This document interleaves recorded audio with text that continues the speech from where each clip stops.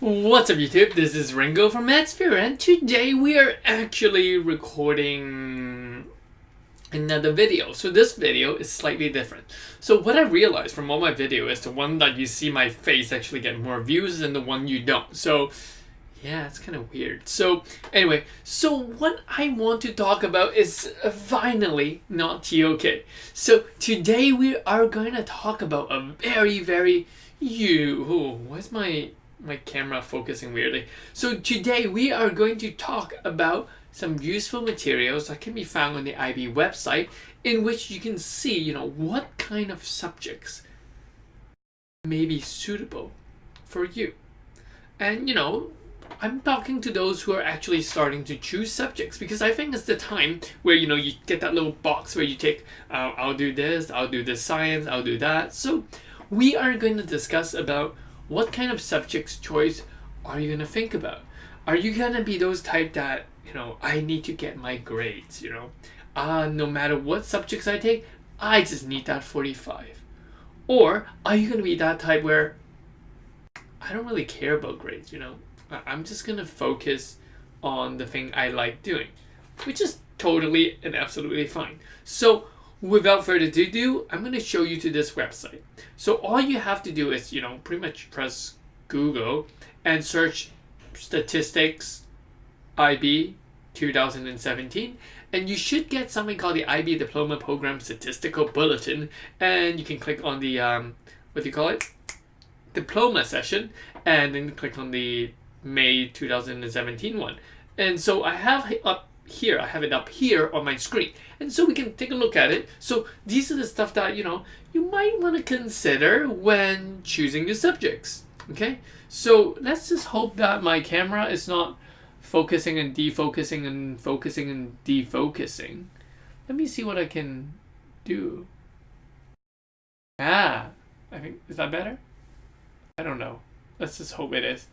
Okay, so what we're going to look at is right here on my screen, the IB Diploma. So when we scroll down, scroll down, this is the first thing we see, key and abbreviation, yada, nothing important. So first important stats, candidates. We can see that there are 157,000-ish candidates. That's very cool. And there's there's 139 country which offers IB. And that's, you can compare, look at those statistics. Not important. So, yes, I said I wasn't going to go for TOK, but I will talk about TOK in just a bit. I want to draw their attention to this one. So, the average grade for IB has always been around, 30, 28, 29. So in 2015, it was one of the best years with a 30.2 average. And in 2017, it dipped right down to 29.9, which is not that significant. So, people in Hong Kong would say are relatively competitive, and majority of them, out of the 1,050 candidates in Hong Kong, I think most of them will get above this 29 grade mark. And to be very honest, if you want to get into any competitive university, I would say look at around a 35 or a 36 would be a very good target that you'll be aiming at. But obviously, these are just general subjects in those universities. If you want to go into medicine, law, these sort of stuff, we'll need a bit more, actually a significant more, especially medicine. You're looking at the 43, 42, 43, 44 range. So let's get down to it. So when we look further down, here they have more breakdowns of all the different subjects, choices. So let's see where I want to show you. My best slide here. Yeah. So theory of knowledge. So so there's 5,400 A's.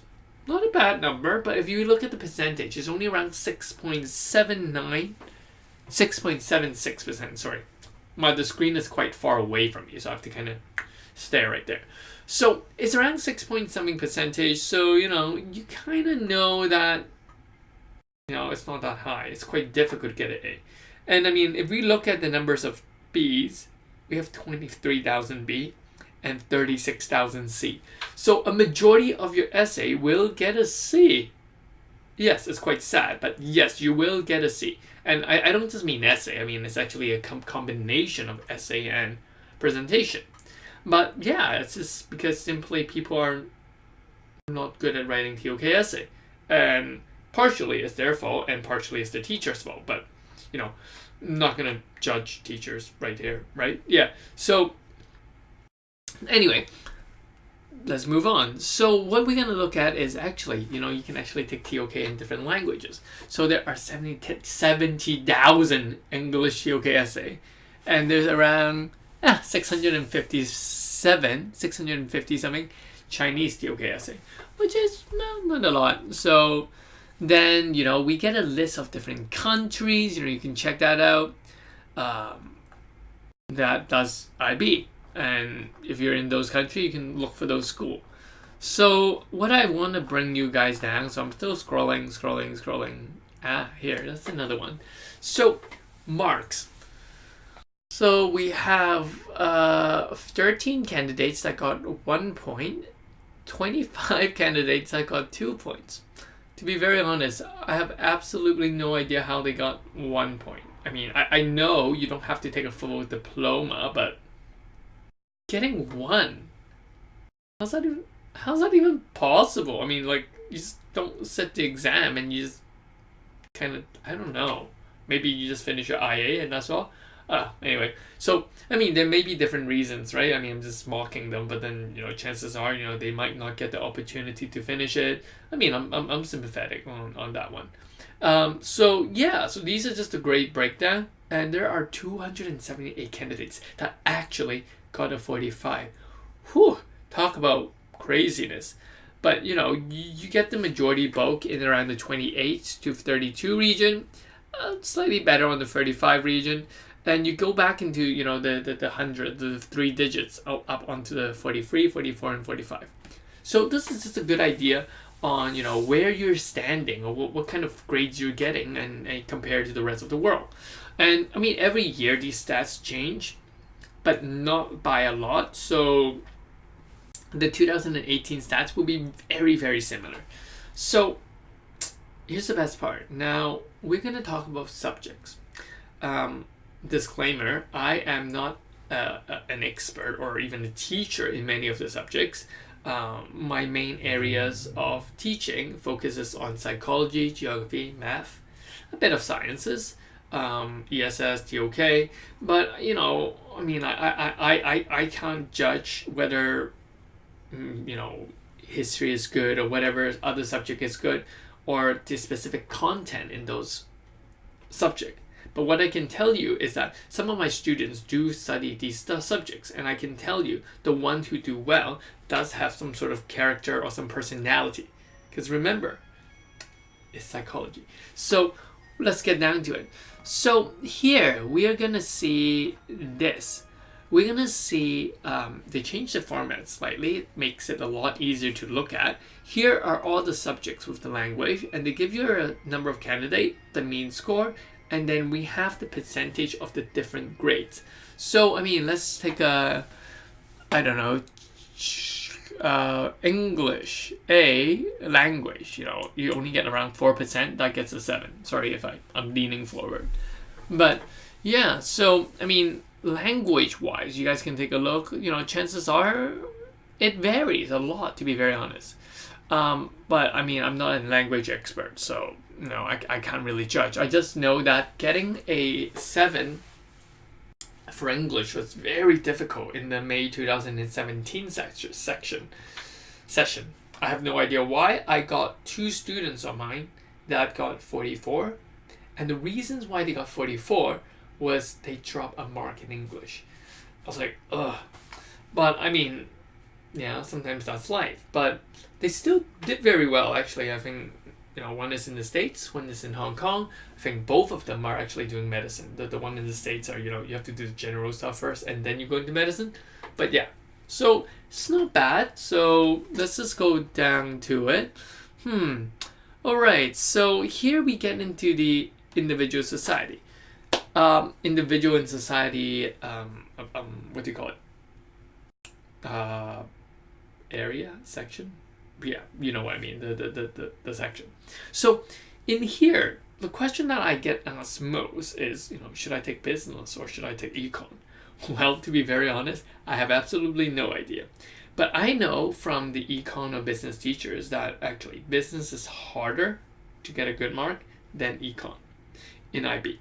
Whereas it's actually the opposite for the IGCSE one. So looking at the statistics, the business management, we get around 8 to 10%. 8 for higher level and 10% that's get a 7.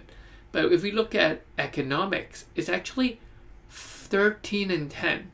So, I mean, just by looking at the statistics, it is easier to get a 7 for economics. I guess it's just because of the nature of the coursework being commentary, making it a lot more easier to comprehend. And paper 3 is a lot of calculation in economics rather than a lot of case analysis in business management. So that's why, students tends to be doing better because in a way I would expect it to be less subjective and more objective in the marking. So yeah, and I think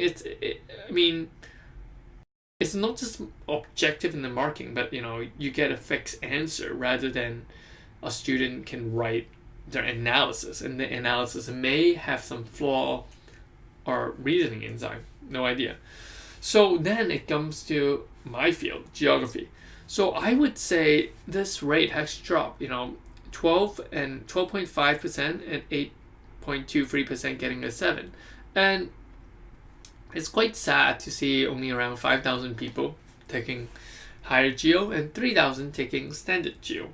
I would expect the number to be more, but every year is actually dropping. So I think geo is a great subject to get a 7 on. I mean, it's just so much easier. It's just common sense, to be very honest. And the way how geo is marked, they're telling the examiners to be, quite positive in the marking. So, they're gonna give you mark if you have the right idea and stuff. I mean, of course, you have to have the right case study or the correct analysis of case study, but they're relatively lenient on the marking. That's why I think that the 12% 7 rate come from. And yeah, so I think, and if you're going to choose higher or standard, hands down, definitely I would choose higher level for geo. It's just as simple as that. Same with economics. I think I would just go for higher economics. Any of these individual society one, I would hands down go for the higher level. Maybe with the exception of psychology. I'll talk about that in just a bit. So when we scroll down and look into this, then we can see psychology. I mean, and another one of my favorite topics. But the rate in getting 7 is 4.5% for higher and 3.6% for standard. Yes, psychology is a very difficult subject to get a 7. And I think the reason comes down to the requirement of a student. It requires students to memorize a lot of stuff.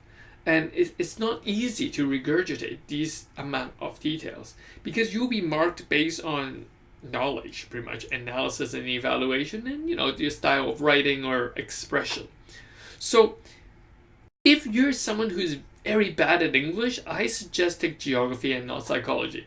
But if you think you're okay with memorization, you like biology stuff too, I think psychology is a very good choice. So, I mean, later on, I'm going to make more videos about, the type of people should take what, your personality, how does it fit. But generally speaking, I think psychology is a very interesting subject, but it's also a very challenging subject if you're not a very keen person. I mean, if you're like the procrastinating, quite lazy, psychology might not be for you because you just can't use your common sense and kind of bull your way through it. So yeah, I would be very careful in choosing psychology. And I mean, honestly speaking, I think that a lot of psychology teachers are actually quite subjective as well. I mean, they choose a lot of their own study, and some of these study might not exactly be expressed in the mark scheme. So, do read the mark scheme to make sure that the studies that the teachers are teaching you are kind of suggested or recommended in the mark scheme. So do check that too. Another thing about psychology, I know I shouldn't go too much into it, but I can't help it, is those two websites, the IB Psych Guides and IB Notes or something like that. Those websites, I mean, some of them are correct. I mean, some of the information are correct, but some of them are actually incorrect as well. So I would not follow exactly their reasoning or every single study from those websites, because for all I know, those were student-made websites. And I think one of them were a website made for CAS or something like that. So they just wanted to help and like services, and they make a website which is uploading a bunch of notes. And that's pretty much it. So I would be very cautious when I use those online resources, because not every single online resources are actually correct. So, do search it up. So that's the thing about psychology. And a majority of the people actually fail at paper 3. I don't know why, because the school doesn't have time to teach it, maybe? I don't know. But paper 1 is also another one, so I will tell you more. I need to stop going over psychology. But anyway, we'll have that in another video talking about psychology, geography, or the subjects that I actually teach and my thoughts towards them.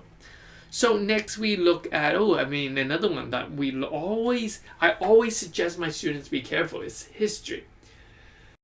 History is an amazing subject. I find it amazing. There's so many different streams, and the knowledge produced, I feel like talking to you, okay. The knowledge in there is just amazing.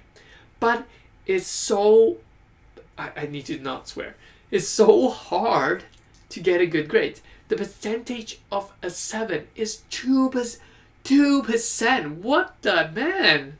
So if you're taking science now, good luck. If you're going to take science, really, really rethink. And chances are, I could be biased here. I mean, there's 43,000 people taking history. Chances are that, yes, some people might not be as capable, and sometimes some school might not offer other individual and society subjects other than history. But yeah, 2%. That's frightening. So yeah, and I don't know what to say. So now we jump into sciences. The biology, the chemistry is relatively high. We can see the percentage being around 5%. And for bio, chem is higher actually. Chem is around 9%, and physics is around 14%. So I would suggest people take biology more, but then, chemistry and physics is just as good. But then again, you have to really consider there's a larger candidate pool in the biology than in chemistry and physics. So that's why, that might be a reason why it drags the grade down. If I take a look at higher math, where's higher math? Yeah, further math, there's 25% getting a 7. Should you take it? Of course not. The people who takes it are usually very confident in math. That's why they take further math. So that's why, you get such a high percentage of people getting a 7 out of the 216 candidates. So that's something that you have to keep in mind when you're looking at these statistics, is that some subjects are popular, but because they're popular, the grades are going to be lower because of that. So rather than, it being a hard subject, it's just that this greater variation because there's more people. So you have to consider that. So, if we look at math standards, that's not too bad. 13% to get a 7. Math study is lower, 6%. Again, the reason why math study is lower is because, people who are not so good at math take math study. And chances are that even it's math study, they're not just going to do very well in them. So hence the 6%. So, these one, I'm not too surprised. Another myth that I want to draw you guys to is the idea of individual in society. Environmental system in society. A lot of people say it's an easy subject, but to be very honest, I don't think it's an easy subject. I think it's quite an annoying but challenging subject because of the way that the mark scheme works. The mark scheme works on a very strict key term base answer that you have to write about. So if you write that key terms down, you'll get the mark. If you don't, too bad. So that's why the percentage for getting the 7 is 5%, which is very similar to the one in biology, to be very honest with you. But then ESS is more of a combination between bio and geo. So I would expect the number to be higher, but yeah, that's pretty much it. And then, we have music and all the other subjects, and, those are relatively average on that. So that's something that you guys have to keep in mind. That's why the mean score is quite important too, because the mean score reflects the candidates, the amount of candidates on average, what they get. So then I think that's pretty much it for this report. Yeah. So what you can look, or what you can use this report as, is to figure out what kind of subject actually suits you, fits you, or what kind of combination you would think about getting. I mean, if you are aiming for a 45, you might want to choose the ones that you're good at, obviously. And to be very honest, if you're going to get 45, or if you're aiming for 45, you should be good at pretty much everything, right? So then choose the one that has a high probability of you getting a 45. I mean, there's a lot of students of mine that actually, it's a 45 students to me. But I know they're not going to get 45 due to the subject choice, unless they get really lucky. For example, I know a student who is a 45 material. I mean, she got straight A stars for IGCSE, but she took history. Yeah, and she didn't get 45. I think in the end, I think she got 43 or something. So, yeah, but then another student of mine who's not super good with writing, but he chose geo. So he took geography. If he'd chosen history, I can pretty guarantee that he's not going to get that 45 that he actually got.